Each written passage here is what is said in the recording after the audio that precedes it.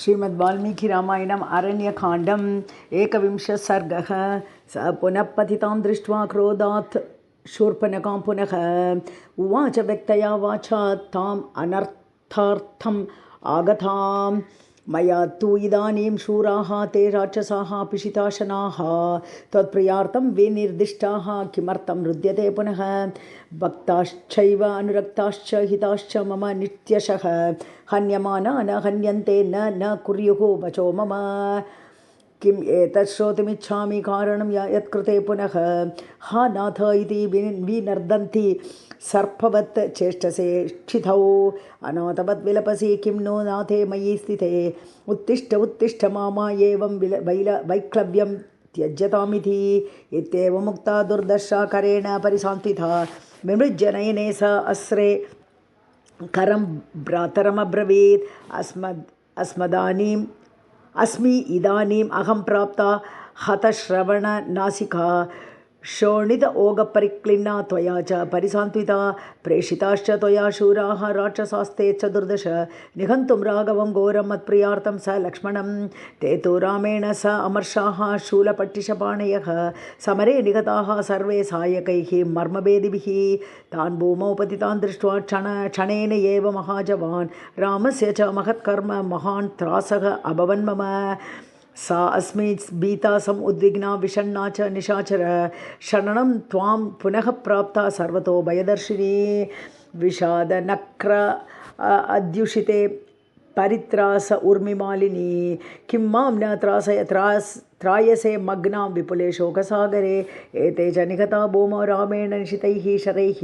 ये च मे पदवीं प्राप्ताः राक्षसाः पिशिताशनाः। मयि ते यदि अनुक्रोशः यदि रक्षसु तेषु च रामेण यदि शक्तिः ते तेजो वा अस्ति निशाचर। दण्डकारण्यनिलयं जहि राक्षस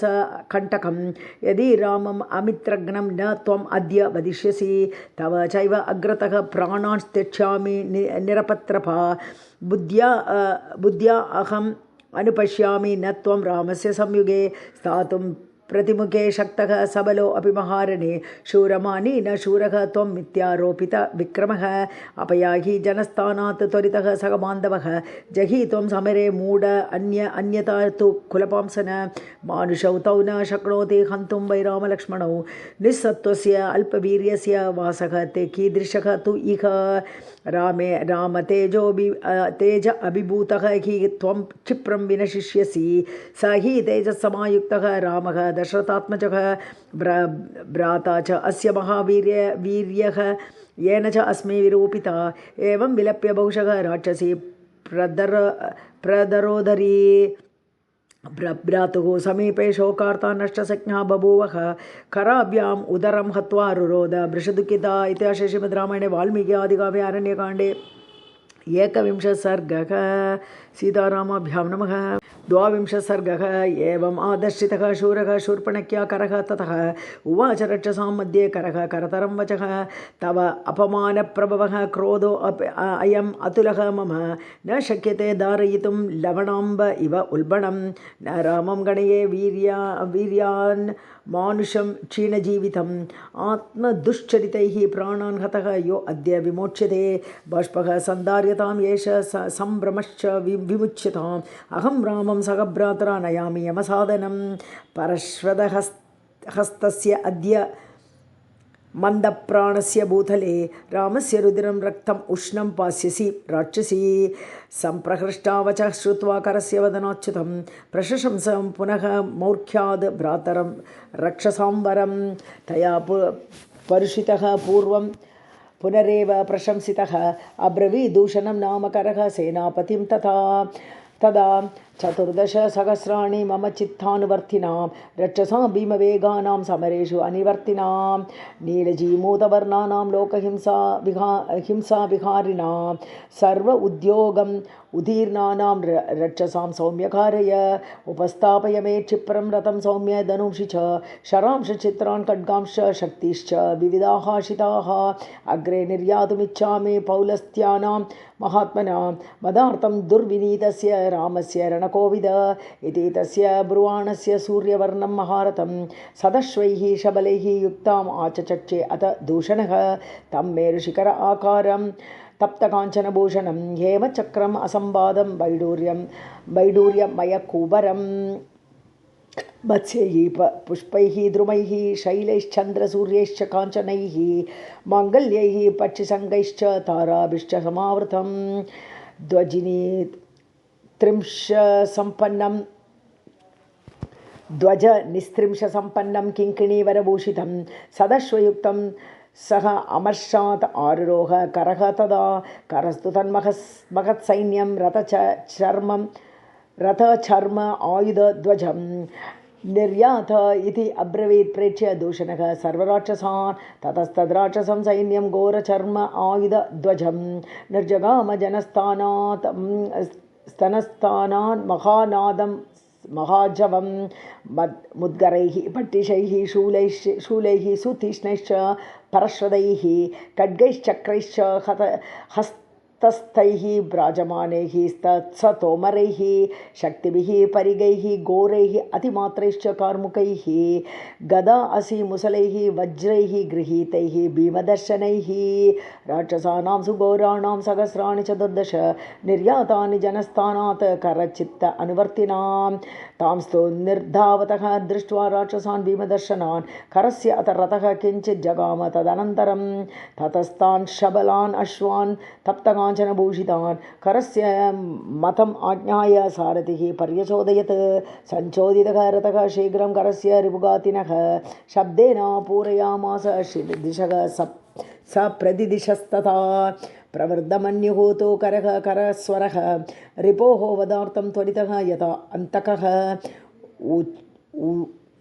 अचूच्छुदत् सारथिम् उन्नदन् पुनः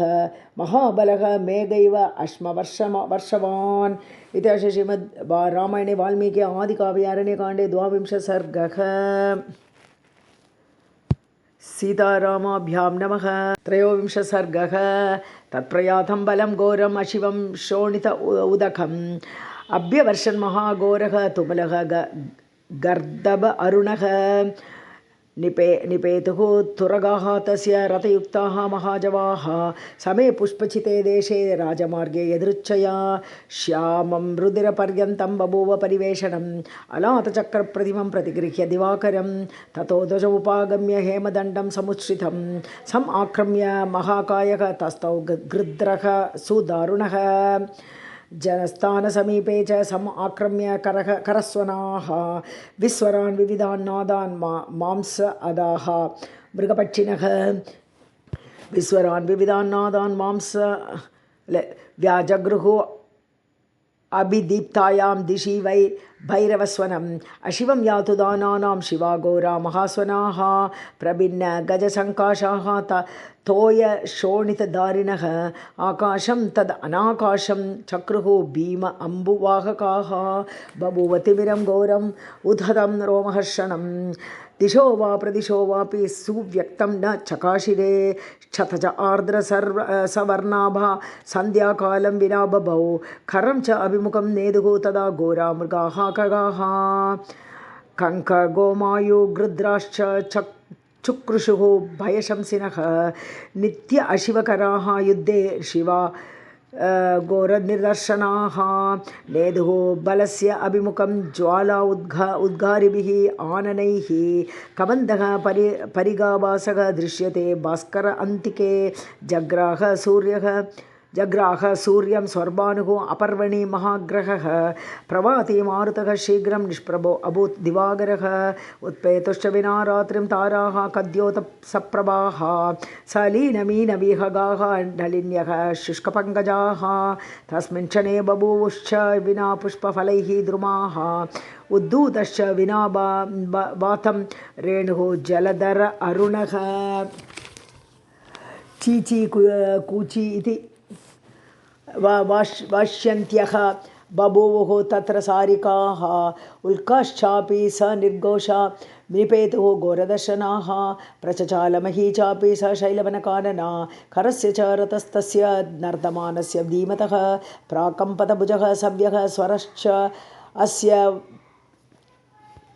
स्वरश्च आस्य अवसज्जत स अस्रा सम्पद्यते दृष्टिः पश्यमानस्य सर्वतः ललाटे च रुजः जाता न च मोहात् न्यवर्तत तान् समीक्ष्य महा उत्पातान् उत्थितान् रोमहर्षणान् अब्रवीत् राक्षसान् सर्वान् प्रहसन् स करः तदा महोत्पातान् इमान् सर्वान् उत्थितान् घोरदर्शनान् न चिन्तयामि अहं वीर्यात् बलवान् दुर्बलानिव तारा अपि शरैः तीक्ष्णैः पातयेयं नभस्थलात् मृत्युं मरणधर्मेण संक्रुद्धः योजयामि अहं राघवं तं बल उत्सिक्तं भ्रातरं चापि लक्ष्मणम् अहत्वा सायकैः तीष्णैः न उपावर्तितुम् उत्सहे यन्निमित्तं तु रामस्य लक्ष्मणस्य विपर्ययः सकामा भगिनी मे अस्तु पीत्वा तो रुधिरं तयोः न क्वचित् प्राप्तपूर्वः मे संयुगेषु पराजयः युष्माकमेतत् प्रत्यक्षं न अनृतं कथयामि अहं देवराजम् अपि क्रुद्धः ऐरावतगामिनं वज्रहस्तं रणे हन्यां किं पुनस्तौ न च मानवौ सा तस्य गर्जितं श्रुत्वा राक्षसानां महाचमूः प्रहर्षमतुलं लेभे मृत्युपाश अवपाशिता समेयुश्च महात्मानः युद्धदर्शनकाङ्क्षिणः ऋषयः देवगन्धर्वाः सिद्धाश्च सहसाचारणैः समेते च ऊचुः सहिताः ते अन्योन्यं पुण्यकर्मणः स्वस्ति गोब्राह्मणेभ्यः अस्तु लोकानां ये च सम्मताः जयतां राघवः युद्धे पौलस्त्यान् रजनीचरान् चक्रहस्तः यदा विष्णुः सर्वान् असुरसत्तमान् एतच्च अन्यच्च बहुशः ब्रुवाणाः परमर्षयः जातकौतूहलाः तत्र विमानस्थाश्च देवताः ददृशुः वाहिनीं तेषां राक्षसानां गत आयुषां रथेन तु करः वेगात् सैन्यस्य अग्रात् विनिसृतः श्येनगामी पृथुग्रीवः यज्ञशत्रुः विहङ्गमः दुर्जयः करवीराक्षः परुषः कालकार्मुकः हेममाली महामाली सपर्यस्यः सर्पास्यः रुधिराशनः 12 एते महावीर्याः प्रतस्तुः अभितः खरं महाकपालः स्थूल अक्षः प्रमाथस्त्रिशिरः तथा 4 एते सेनाग्रे दूषणं पृष्ठतो अन्वयुः सा भीमवेगा समर अभिकाङ्क्षिणी सुदारुणा राक्षसी वीरसेना तौ राजपुत्रौ सहसा अभ्युपेता माला ग्रहाणाम् इव चंद्रसूर्यौ इत्यादि श्रीमद् रामायणे वाल्मीकि आदिकाव्ये अरण्यकाण्डे 23 सर्गः सीतारामाभ्यां नमः 24 सर्गः आश्रमं प्रति याते तु करे करपराक्रमे तानेव औत्पत्तिकान् रामः सख भ्रात्रा ददर्शः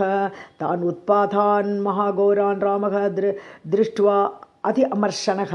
प्रजानामहितान् दृष्ट्वा वाक्यं लक्ष्मणम् अब्रवीत् इमान् पश्य महाबाहो सर्वभूत अपहारिणः समुत्थितान् महोत्पातान् संहर्तुं सर्वराक्षसान् अमीरुदिरदारास्तु विसृजन्ते करस्वनाः व्योम्नि मेघाः निर्वर्तन्ते परुषा गर्दभ अरुणाः सधूमाश्च शराः सर्वे मम युद्ध अभिनन्दिताः रुक्मपृष्ठानि चापानि विचेष्टन्ते विचक्षण यादृशा इह कूजन्ति पक्षिणः वनचारिणः अग्रतः नः अभयं प्राप्तं संशयः जीवितस्य च संप्रहारस्तु सुमहान् भविष्यति न संशयः अयमाख्याति मे बाहुः स्फुरमाणः मुहुर्मुहुः सन्निकर्षेतु नः शूर जयं शत्रोः पराजयं सुप्रभं च प्रसन्नं च तव वक्त्रं हि लक्ष्यते उद्यतानां हि युद्धार्थं येषां भवति लक्ष्मण निष्प्रभं वदनं तेषां भवति आयुः परिच्छयः रक्षसां नर्दतां घोरः श्रूयते अयं महाध्वनिः आहतानां च बैरीणां राक्षसैः क्रूरकर्मभिः अनागतविधानं तु कर्तव्यं शुभमिच्छता आपदं शङ्कमानेन पुरुषेण विपश्चिता तस्मात् गृहीत्वा वैदेहीं शरपाणिः धनुर्धरः गुहाम् आश्रय शैलस्य दुर्गां पादपसङ्कुलां प्रतिकूलितुम् इच्छामि न हि वाक्यमिदं त्वया शापितः मम पादाभ्यां गम्यतां वत्समाचिरं त्वं हि शूरश्च बलवान् हन्यायेतान् न संशयः स्वयं निगन्तुमिच्छामि सर्वानेव निशाचरान् एवमुक्तस्तु रामेण लक्ष्मणः सह सीतया शरान् आदाय चापं च गुह्यं दुर्गां समाश्रयत् तस्मिन् प्रविष्टे तु गुहां लक्ष्मणे सह सीतया हन्त निर्युक्तम् इति उक्त्वा रामः कवचमाविशत् स तेन अग्निकांशेन कवचेन विभूषितः बभूव रामः तिमिरे महान् अग्निः इव उत्थितः स चापमुद्यम्य महत्शरानाधाय वीर्यवान् सम्बभूव स्थितः तत्र ज्यास्वनैः पूरयन् दिशः ततो देवाः सगन्धर्वाः सिद्धाश्च सहचारणैः समेयुश्च महात्मानः युद्धदर्शनकाङ्क्षया ऋषयश्च महात्मानः लोके ब्रह्मर्षिसत्तमाः समेत्य च ऊचुः सहिताः ते अन्योन्यं पुण्यकर्मणः स्वस्ति गोब्राह्मणानां च लोकानां च इति संस्थिताः जयतां राघवो युद्धे पौलस्त्यान् रजनीचरान् चक्रहस्तः यथा युद्धे सर्वान् असुरपुङ्गवान् एवमुक्त्वा पुनः प्रोचुः आलोक्य च परस्परं 14,000 रक्षसां भीमकर्मणा एकश्च रामः धर्मात्मा कथं युद्धं भविष्यति इति राजस्यः सिद्धाः स गणाश्च द्विजर्षभाः जातकौतूहलाः तस्तुः विमानस्थाश्च देवताः आविष्टं तेजसा रामं सङ्ग्रामशिरसि स्थितं दृष्ट्वा सर्वाणि भूतानि भयात् विव्यतिरे तदा रूपम् अप्रतिमं तस्य रामस्य अक्लिष्टकर्मणः बभूव रूपं क्रुद्धस्य रुद्रस्य इव महात्मनः इति सम्भाषमाणे तु देवगन्धर्वचारणैः ततो गम्भीरनिर्ह्लादं घोरचर्मायुधध्वजं अनेकं यातु दानानां समन्तात् प्रत्यपद्यतः वीर आलापान् विसृजताम् अन्योन्यम् अभिगच्छतां चापानि विस्फारयतां जृम्भतां चापि अभीष्णशः विप्रगुष्ठस्वनानां च दुन्दुभिश्चापि निघ्नतां तेषां सुतुमलः शब्दः पूरयामास तद्वनं तेन शब्देन विद्रस्ताः श्वापदा वनचारिणः दुद्रुवुः यत्र निषादं पृष्ठतः न अवलोकयन् तच्च अनीकं महावेगं रामं अन्वर्तत घृतनानाप्रकरणं गम्भीरं सागरोपमं रामो अपि चारयञ्चक्षुः सर्वतो रणपण्डितः ददर्श करसैन्यं तद् युद्धाय अभिमुखः गतः वितथ्य च धनुः भीमं तूण्याश्च उद्धृत्य सायकान् क्रोधम् आहारयत् तीव्रं वदार्थं सर्वरक्षसां दुष्प्रेक्ष्यश्च अभवत् क्रुद्धः युगान्त अग्निरिव ज्वलन् तं दृष्ट्वा तेजसाविष्टं प्राव्यतन् वनदेवताः तस्य रुष्टस्य रूपं तु रामस्य ददृशे तदा दक्षस्य इव क्रतुं हन्तुम् उद्यतस्य पिनाकिनः तत्कार्मुकैः आभरणैः रथैश्च तद्वर्मभिः च अग्निसमानवर्णैः बभूव सैन्यं पिशिताशनानां सूर्योदये नीलमिव अब्रजालम् इति श्रीमद्रामायणे रामायणे वाल्मीकि आदिकाव्ये अरण्यकाण्डे 24 सर्गः सीतारामाभ्यां नमः 25 सर्गः अवष्टब्दधनुं रामं क्रुद्धं तं रिपुगातिनं ददश आश्रममागत्य करः सह पुरस्सरैः तं दृष्ट्वा सगुणं चापमुद्यम्य करनिस्वनं रामस्य अभिमुखं सूतं च उद्यताम् इति अचोदयत् स करस्य आज्ञया सूतः तुरगान् सम् अचोदयत् यत्र रामः महाबाहुः एकः दुन्वन् धनुः स्थितः तं तु निष्पतितं दृष्ट्वा सर्वतः रजनीचराः मुञ्चमाना महानादं सचिवाः पर्यवारयन् स तेषां यातुदानानां मध्ये रथगतः करः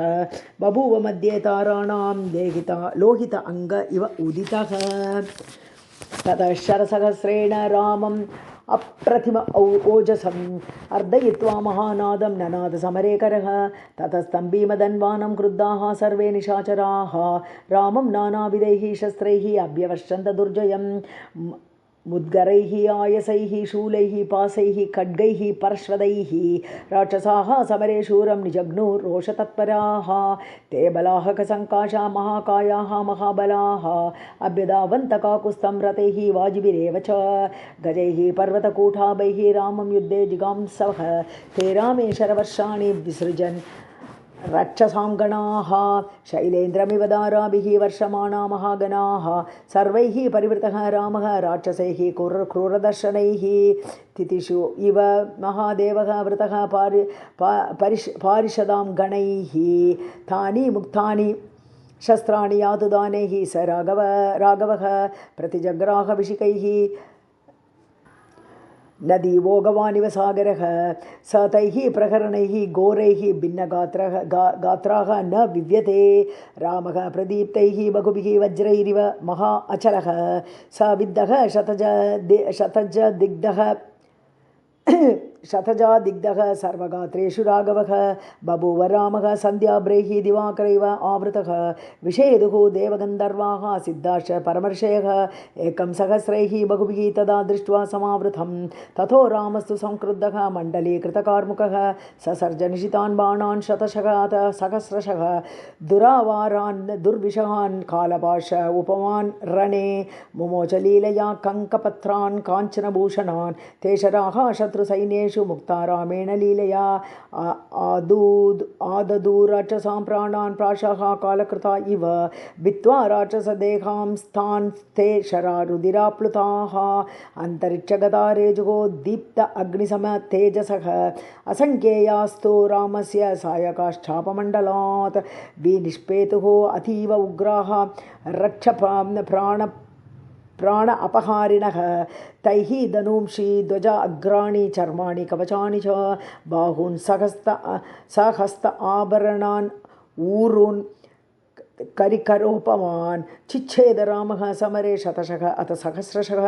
हयान् काञ्चन सन्नाहान् रथयुक्तान् स सारथीन् गजांश स गजारोहान् स हयान् सादिनः तदा चिच्चिदुः बिबिदुः चैव रामबाणा गुणच्युताः पदातीन् समरे हत्वा हि अनयत् यमसाधनं ततो नाळीकनाराचैः तीक्ष्ण अग्रैश्च विकर्णिभिः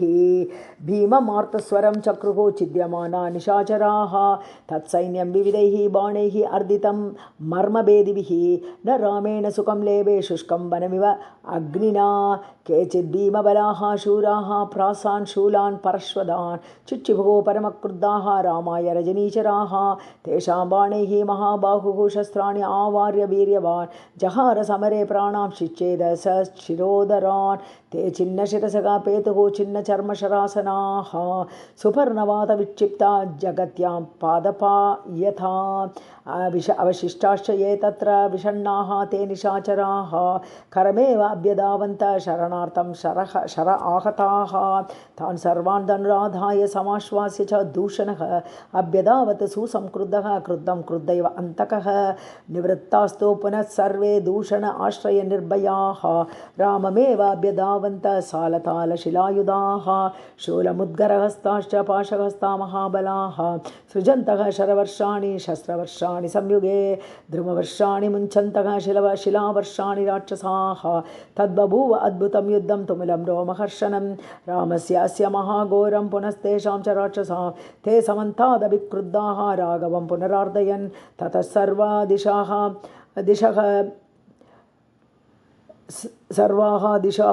दृष्ट्वा प्रदिशश्च समावृताः राक्षसैः सर्वतः प्राप्तैः शरवर्षभिः आवृतः सा कृत्वा भैरवं नादम् अस्त्रं परमभास्वरं समयोजयत् गान्धर्वं राक्षसेषु महाबलः ततः शरसहस्राणि निर्ययुः चापमण्डलात् सर्वा दशदिशो बाणैः आपूर्यन्त समागतैः न आददानं शरान् घोरान् विमुञ्चन्तं शरोत्तमान् विकर्षमाणं पश्यन्ति राक्षसाः ते शरार्दिताः शर अंधकारम् आकाशम् आवृणोत् स दिवाकरं बभूव अवस्थितः रामः प्रक्षिपन्निव तान् शरान् युगपत् पतमानैश्च युगपच्च हतैः भृशं युगपत् पतितैश्चैव विकीर्णा वसुधा अभवत् निगताः पतिताः क्षीणाः छिन्ना भिन्ना विदारिताः तत्र स्म दृश्यन्ते राक्षसाः ते सहस्रशः स उष्णीषैः उत्तमाङ्गैश्च स अङ्गदैः बाहुभिः तथा ऊर्भिः बाहुभिः छिन्नैः नानारूपैः विभूषणैः हयैश्च द्विमुख्यैश्च रथैः भिन्नैः अनेकशः चामरव्यजनैश्छत्रैः ध्वजैः नानाविधैः अपि रामेण बाणाभिगतैः विच्छिन्नैः शूलपट्टिशैः खड्गैः खण्डीकृतैः प्रासैः विकीर्णश्च परश्वदैः चूर्णिताभिः शिलाभिश्च शरैः चित्रैः अनेकशः विच्छिन्नैः समरे भूमिः विस्तीर्णा अभूत् भयङ्करा तान् दृष्ट्वा निहतान् सर्वे राक्षसाः परम आतुराः न तत्र चलितुं शक्ताः रामं परपुरञ्जयम् इतिहासे श्रीमद्रामायणे वाल्मीकि आदिकाव्ये अरण्यकाण्डे 15 सर्गः सीतारामाभ्यां नमः। 26 सर्गः दूषणस्तु स्वकं सैन्यं हन्यमानं विलोक्य च सन्दिदेशमहाबाहुः भीमवेगान् दुरासदान् राक्षसान् 5,000 समरेषु अनिवर्तिनः ते शूलैः पट्टिशैः खड्गैः शिलावर्षैः द्रुमैरपि शरवर्षैः विच्छिन्नं ववर्षुः तं समन्ततः तद्द्रुमाणां शिलानां च वर्षं प्राणहरं महत् प्रतिजग्राह धर्मात्मा राघवः तीष्णसायकैः प्रतिगृह्य च तद्वर्षं निमीलित इव ऋषभः रामः क्रोधं परं लेभे वदार्थं सर्वरक्षसा ततः क्रोधसमाविष्टः प्रदीप्त इव तेजसा शरैः अभ्यकिरत् सैन्यं सर्वतः सह दूषणं ततः सेनापतिः क्रुद्धः दूषणः शत्रुदूषणः शरैः अशनिकल्पैः तं राघवं सम् अवारयत् ततो रामः संक्रुद्धः क्षुरेण अस्य महद्धनुः चिच्छेद समरे वीरः चतुर्भिः चतुरोहयान् हत्वा च अश्वान् शरैः तीक्ष्णैः अर्धचन्द्रेण सारथेः शिरोजहार तद्रक्षः त्रिभिः विव्याद वक्षसि स छिन्नधन्वा वीरतः हत अश्वः स हतसारथिः जग्राह हिरशृङ्गाभं परिगं रोमहर्षणं वेष्टितं काञ्चनैः पट्टैः देवसैन्य अभिमर्दनम् आयसैः शङ्कुभिः तीक्ष्णैः कीर्णं वसोक्षितं वज्र अशनि संस्पर्शं परगोपुरधारणं तं महा उरगसंकाशं प्रगृह्य परिगं रणे दूषणः अभ्यपतत् रामं क्रूरकर्मा निशाचरः तस्य अभिपतमानस्य दूषणस्य च राघवः द्वाभ्यां शराभ्यां चिच्छेद स हस्ताभरणौ भुजौ भ्रष्टः तस्य महाकायः पपातरणमूर्धनि परिगच्छिन्नहस्तस्य शक्रध्वज इव अग्रतः कराभ्यां च विकीर्णाभ्यां पपात भुवि दूषणः विषाणाभ्यां विशीर्णाभ्यां मनस्वी इव महागजः दृष्ट्वा तं पतितं भूम दूषणं निहतं रणे साधु साधु इति काकुत्स्थं सर्वभूतानि अपूजयन् एतस्मिन् अन्तरे क्रुद्धाः त्रयः सेना अग्रयायिनः संहृत्य अभ्यद्रवन् रामं मृत्युपाशात् अवपाशिताः महाकपालः स्थूलाक्षः प्रमाती च महाबलः महाकपालः विपुलं शूलमुद्यम्य राक्षसः स्थूल अक्षः पट्टिशं गृह्य प्रमाती च परश्वतं दृष्ट्वा एव आपततः तांस्तु राघवः सायकैः शितैः तीक्ष्णाग्रैः प्रतिजग्राह सम्प्राप्तान् अतिथीन् इव महाकपालस्य शिरश्चिच्छेद रघुनन्दनः असङ्ख्यैस्तु बाणवोगैः प्रममाथ प्रमाथिनं स्थूलाक्षस्य अक्षिणी स्थूले पूरयामास सायकैः स पपात हतः भूमौ विटपीव महाद्रुमः दूषणस्य अनुगान् 5,000 कुपितः क्षणात् हत्वा तु 5,000 अनयत् यमसाधनं दूषणं निगतं श्रुत्वा तस्य चैव पदानुगान् व्याधिदेशकरक्रुद्धः सेना अध्यक्षान् महाबलान् अयं विनिहतः संख्ये दूषणः स पदानुगः महत्या सेनया सार्धं युद्ध्वा रामं कुमानुषं शस्त्रैः नानाविध आकारैः खनध्वं सर्वराक्षसाः एवमुक्त्वा करः क्रुद्धः राममेव अभिदुद्रुवे श्येनगामी पृथुग्रीवः यज्ञशत्रुः विहङ्गमः दुर्जयः करवीराक्षः परुषः कालकार्मुकः हेममाली महामाली सर्पास्यः रुधिराशनः 12 एते महावीर्याः बलाध्यक्षाः ससैनिकाः राममेव अभ्यधावन्त विसृजन्त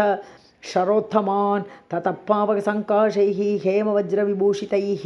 जगानशेषं तेजस्वी तस्य सैन्यस्य सायकैः ते रुक्मपुङ्खाभिषिकाः सधूमा इव पावकाः निजग्नुस्थानि रक्षांसि वज्रा इव महाद्रुमान् रक्षसां तु शतं रामः शतेन एकेन कर्णिना सहस्रं तु सहस्रेण जगान रणमूर्धनि तैः भिन्नवर्म आभरणच्छिन्न भिन्न शरासनाः निपेदुः शोणिता दिग्धाः धरण्यां रजनीचराः तैः मुक्तकेशैः समरे पतितैः शोणित उच्चितैः विस्तीर्णा वसुधा कृष्णा महावेदिः कुशैरिव तक्षणे तु महाघोरं वनं निहतराक्षसं बभूव निरयप्रख्यं मांसशोणितकर्दमं 14,000 रक्षसां भीमकर्मणां हतानि एकेन रामेण मानुषेण पदातिना तस्य सैन्यस्य सर्वस्य करः शेषः महारथः राक्षस त्रिशिराश्चैव रामश्च रिपुसूदनः शेषा हताः महावीर्याः राक्षसा रणमूर्धनि घोरा दुर्विषहाः सर्वे लक्ष्मणस्य अग्रजेन ते ततस्तु भीमबलं महाकवे समीच्य रामेण हतं बलीयसा रथेन रामं महता करस्ततः सम् आससाद इन्द्र इव उद्यत अशनिः इति श्रीमद्रामायणे वाल्मीकि आदिकाव्ये अरण्यकाण्डे 26 सर्गः सीतारामाभ्यां नमः। 27 सर्गः करं तु रामाभिमुखं प्रयान्तं वाहिनीपतिः राक्षसस्त्रिशिरा नाम सन्निपत्य इदमब्रवीत् मां नियोजय विक्रान्तं त्वं निवर्तस्व साहसात् पश्य रामं महाबाहुं संयुगे विनिपातितं प्रतिजानामि ते सत्यम् आयुधं च अहम् आलभे यदा रामं वदिष्यामि वदार्हं सर्वरक्षसाम् अहं वा अस्य रणे मृत्युः एष वा समरे मम विनिवर्त्य रण उत्साहं मुहूर्तं प्राश्निकः भव प्रहृष्टः वा हते रामे जनस्थानं प्रयास्यसि मयि वा निहते रामं संयुगाय प्रयास्यसि करः त्रिशिरसा तेन मृत्युलोभात् प्रसादितः गच्छ युध्येति अनिज्ञातः राघव अभिमुखः ययौ त्रिशराः तु रथेन एव वाजियुक्तेन भास्वता अभ्यद्रवत्रणे रामं त्रिशृङ्ग इव पर्वतः शरदारासमूहान् स महामेघ इव उत्सृजन् व्यसृजत् सदृशं नादं जलार्धस्य इव दुन्दुभेः आगच्छन्तं त्रिशिरसं राक्षसं प्रेक्ष्य राघवः धनुषा प्रतिजग्राह विदुन्वन् सायकांशितान् स प्रहारः तुमुलः रामत्रिशिरसोः तथा संबभूव अतिबलिनः सिंहकुञ्जरयोरिव ततस्त्रिशिरसा बाणैः ललाटे ताडितः त्रिभिः अमर्षि कुपितः रामः संरब्धः इदमब्रवीत् अहो विक्रमशूरस्य राक्षसस्य ईदृशं बलं पुष्पैः इव शरैः यो अहं ललाटे अस्मि परिच्छतः ममापि प्रतिगृणीष्व शरांश्चापगुणाच्छुतान् एवमुक्त्वा सुसम्रद्धः शरान् आशीविशोपमान् त्रिशिरः वक्षसि क्रुद्धः निजगान 14 चतुर्भिः तुरगानस्य शरैः सन्नतपर्वभिः न्यपातयत स तेजस्वी चतुरः तस्य वाजिनः अष्टभिः सायकैः सूतं रथोपस्थे न्यपातयत् रामश्चिच्छेदबाणेन ध्वजं च अस्य समुत्सृतं ततो हतरथात् तस्माद् उत्पतन्तं निशाचरम् चिच्छेद रामः तं बाणैः हृदये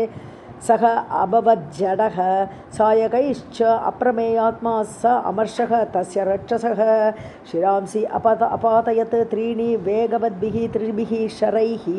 स धूमशोणित उद्घारी रामबाण अभिपीडितः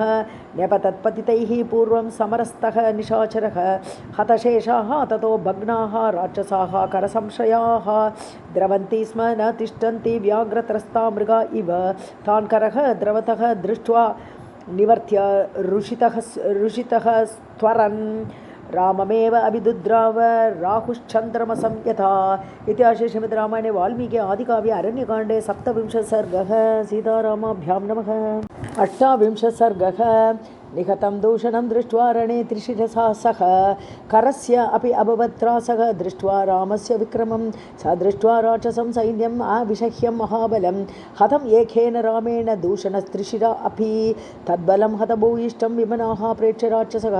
आससादकरः रामं नमुचिः वासवं यथा विकृष्य बलवच्चापं नाराचान् रक्तभोजनान् करश्चिच्छेव रामाय क्रुद्धान् आशीविषानिव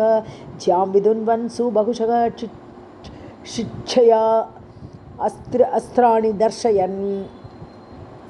चचार समरे मार्गान् शरैः रथगतः करः स सर्वाश्च दिशः बाणैः प्रदिशश्च महारथः पूरयामास तं दृष्ट्वा रामः अपि सुमहद्बनुः स सायकैः दुर्विषहैः विस्फुलिङ्गैः इव अग्निभिः नवश्चकार अविवरं पर्जन्य इव वृष्टिभिः तद्बभूव शितैः बाणैः करराम विसर्जितैः पर्याकाशम् अनाकाशं सर्वतः शरसङ्कुलं शरजालवृतः सूर्यः न तदा स्म प्रकाशते अन्योन्यवदसंरब्धात् उभयोः प्रयुध्यतोः ततो नालीकनाराचैः तीक्ष्णाग्रैश्च विकर्णिभिः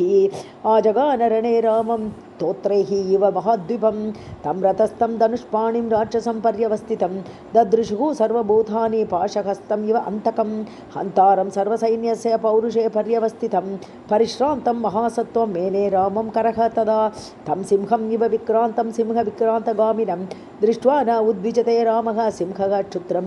मृगं यथा ततः सूर्यनिकाशेन रथेन महताकरः आससाद अथ तं रामं पतङ्ग इव पावकं ततो अस्य शरं चापं मुष्टिदेशे महात्मनः करः चिच्छेद रामस्य दर्शयन् हस्तलाघवम् स पुनस्तु अपरान् सप्त शरानादाय मर्मणि निजगानरणे क्रुद्धः शक्र अशनि समप्रभान् ततः शरसहस्रेण रामम् अप्रतिम ओजसम् अर्दयित्वा महानादं ननाद समरे करः ततः तत्प्रहतं बाणैः करमुक्तैः सुपर्वभिः पपात कवचं भूमौ रामस्य आदित्यवर्चसं स शरैः अर्पितः क्रुद्धः सर्वगात्रेषु राघवः रराजसमरे रामः विधूम अग्निः इव ज्वलन् ततो गम्भीरनिर्ह्लादं रामः शत्रुनिबर्हणः चकार अन्ताय च रिपोः सज्यम् अन्यत् महद्धनुः सुमहद्वैष्णवं यत् तद् अतिसृष्टं महर्षिणा वरं तद्धनुरुद्यम्य करं सम् अभिधावत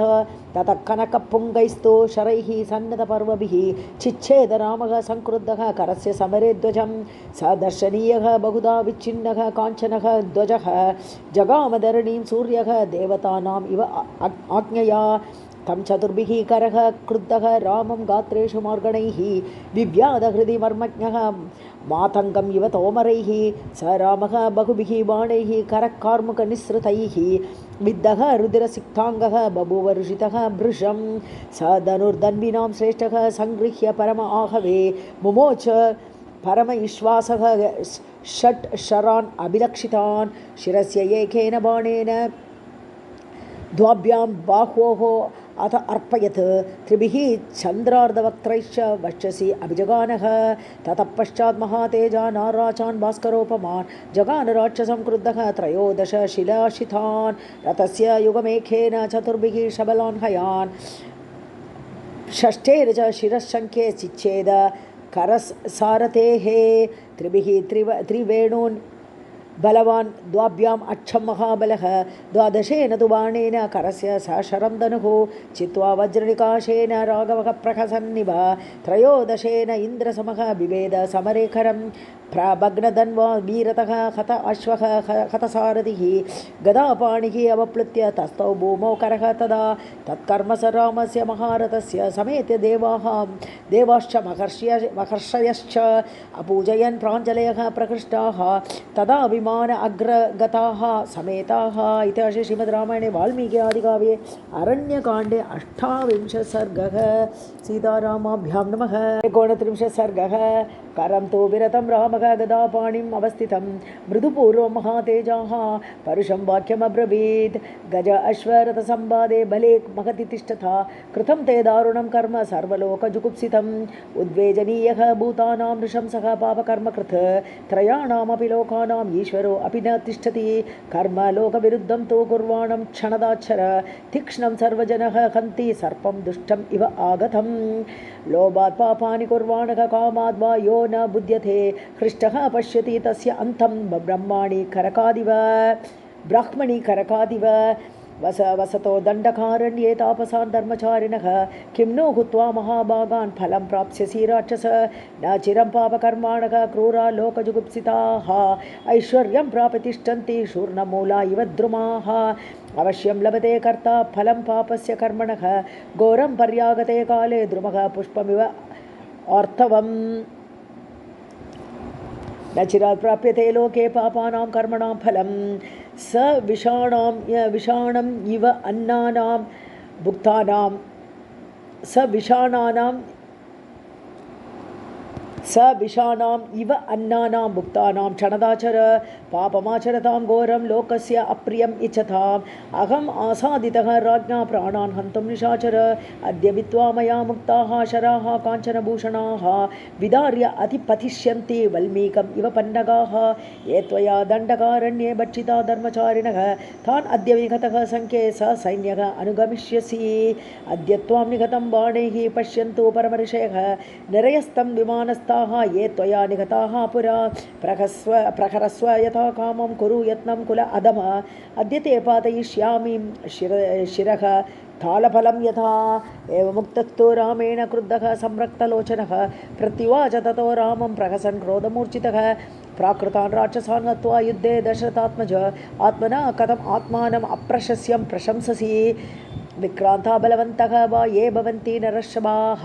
कथयन्ति न ते किञ्चित् तेजसा च अतिगर्विताः प्राकृताः तु अकृत आत्मानः लोके क्षत्रियपांसनाः निरर्थकं विकत्तन्ते यथा राम विकत्तसे कुलं व्यपदिशन् वीरः समरे को अभिदास्यति मृत्युकाले तु सम्प्राप्ते स्वयम् अप्रस्तवेस्तवं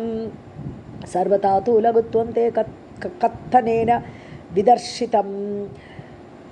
सुवर्णप्रतिरूपेण तप्तेन इव कुशाग्निना न तो मामिह तिष्ठन्तं पश्यसि त्वं गदाधरं धराधरम् इव अकम्प्यं पर्वतं धातुभिः इच्छितं पर्याप्तो अहं गदापाणिः हन्तुं प्राणान् रणे तव त्रयाणामपि लोकानां पाशहस्त इव अन्तकः कामं बहु अपि वक्तव्यं त्वयि वक्ष्यामि न तु अहम् अस्थं प्राप्नोति सविता युद्धविघ्नः ततो भवेत् 14,000 राक्षसानां हतानि ते त्वद्विनाशात् करोमि अद्य तेषाम् अश्रुप्रमार्जनम् इत्युक्त्वा परमक्रुद्धः स गदां परम अङ्गदां करश्चिच्छेव रामाय प्रदीप्तम् अशनिं यथा करबाहुप्रमुक्ता सा प्रदीप्ता महती गदा भस्मवृक्षांश्च गुल्मांश्च कृत्वा अगात् तत्समीपतः तामापतन्ती महती मृत्युपाशोपमं गदा अन्तरिक्षगतां रामः चिच्छेद बहुधा शरैः सा विशीर्णा शरैः भिन्नाः पपाततरणीतले गदा मंत्र औषधिबलैः व्याळी इव विनिपातिता इतिहासे श्रीमद्रामायणे वाल्मीकि आदिकाव्ये अरण्यकाण्डे 39 सर्गः सीतारामाभ्यां नमः 30 सर्गः भित्त्वा तु तां गदां बाणैः राघवः धर्मवत्सलः स्मयमान इदं वाक्यं संरब्धम् इदमब्रवीत् एतत्ते बलसर्वस्वं दर्शितं राक्षस अधम शक्तिहीनतरः मत्तः वृथा त्वम् उपगर्जसि एषा बाणविनिर्भिन्नाः गदा भूमितलं गता अभिधान प्रगल्भस्य तव प्रत्यगातिनि यत् त्वया उक्तं विनष्टानाम् इदम् अष्टुपमार्जनं राक्षसानां करोमि इति मिथ्या तदपि चेते वचः नीचस्य क्षुद्रशीलस्य मिथ्यावृत्तस्य राक्षसः प्राणान् अपहरिष्यामि गरुत्वान् अमृतं यथा अद्यते भिन्नकण्ठस्य फेनबुद्बुदभूषितं विदारितस्य मद्बाणैः मही पास्यति शोणितं पांसुरूषित सर्वाङ्गः स्रस्तन्यस्तभुजद्वयः स्वप्यसे गां समाश्लिष्य दुर्लभां प्रमदाम् इव प्रवृद्धनिद्रे शयिते त्वयि राक्षसपांसने भविष्यन्ति शरण्यानां शरण्या दण्डकायुमे जनस्थाने हतस्थाने तव राक्षसवक्षरैः निर्भया विचरिष्यन्ति सर्वतो मुनयः वने अद्य विप्रसरिष्यन्ति राक्षस्यः हतबान्धवाः बाष्प आर्द्रवदना दीनाः भयात् अन्यभयावहाः अद्य शोकरसज्ञास्ताः भविष्यन्ति निरर्थकाः अनुरूपकुलाः पत्न्यः यासां त्वं पतिः ईदृशः नृशंसशील क्षुद्रात्मन् नित्यं ब्राह्मणकण्ठकः त्वत्कृते शङ्कितैः अग्नौ मुनिभिः पात्यते हविः तम् एवम् अभिसंरब्धं ब्रुवाणं राघवं वने करः निर्भत्स्यामास रोषात् करतरस्वरः दृढं खलु अवलिप्तो असि भयेषु अपि च निर्भयः वाच्य अवाच्यं ततो हि त्वं वश्यः न बुध्यसे कालपाशपरिक्षिप्ता भवन्ति पुरुषा हि ये कार्य अकार्यं न जानन्ति ते निरस्त षडिन्द्रियाः एवमुक्त्वा ततो रामं संरुध्य भ्रुकुटिं ततः स ददर्श महासालम् अविदूरे निशाचरः रणे प्रकरणस्य अर्थे सर्वतो हि अवलोकयन् स तम् उत्पाटयामास सन्दष्ट दशरच्छदं तं समुक्षिप्य बाहुभ्यां विनर्दित्वा महाबलः राममुद्दिश्य चिक्षेप हतस्त्वम् इति च अब्रवीत् तम् आपतन्तं बाणवोगैः चित्वा रामः प्रतापवान् रोषमाहारयन् तीव्रं निहन्तुं समरेखरं जातस्वेदस्ततः रामः रोषरक्तान्तलोचनः निर्विभेदसहस्रेण बाणानां समरेकरं तस्य बाणान्तरात् रक्तं बहु शुश्राव फेनिलं गिरेः प्रस्रवणस्य इव धाराणां च परिस्रवः विकलः कृतः बाणैः करः रामेण संयुगे मत्तः रुधिरगन्धेन तमेव अभ्यद्रवत् द्रुतं तम् आपतन्तं संक्रुद्धं कृत अस्त्रः रुधिराप्लुतम् अपासर्पत् द्वित्रिपदं किञ्चित् त्वरितविक्रमः ततः पावकसङ्काशं वदाय समरेशरं करस्य रामः जग्राह ब्रह्मदण्डमिव अपरं स तद्दत्तं मघवता सुरराजेन धीमता सन्ददे च स धर्मात्मा मुमोच च करं प्रति स विमुक्तः महाबाणः निर्गातसमनिस्वनः रामेण धनुरायम्य करस्य उरसि च अपतत् स पपात करः भूमौ दह्यमानः शर अग्निना रुद्रेण इव विनिर्दग्धः श्वेत अरण्ये यथा अन्धकः सा वृत्र इव वज्रेण फेनेन नवुचिः यथा बलः वा इन्द्र अशनिहतः निपपात हतः करः एतस्मिन् अन्तरे देवाचारणैः सह सङ्गताः दुन्दुभींश्च अभिनिघ्नन्तः पुष्पवर्षं समन्ततः रामस्य उपरि सम्मृष्टाः ववर्षुः विस्मिताः तदा अर्ध अधिकं मुहूर्तेन रामेण निशितैः शरैः 14,000 रक्षसां कामरूपिणां करदूषणमुख्यानां निगतानि महामृधे अहो बत महत्कर्म रामस्य विदितात्मनः अहो वीर्यम् अहो दार्ढ्यं विष्णोः इव हि दृश्यते इत्येवमुक्त्वा ते सर्वे ययुः देवाः यथागतं ततो राजर्षयः सर्वे सङ्गताः परमर्षयः सभाज्यमुदिताः रामं स अगस्त्या इदमब्रुवन् एतदर्थं महातेजा महेन्द्र पाकशासनः शरभङ्ग आश्रमं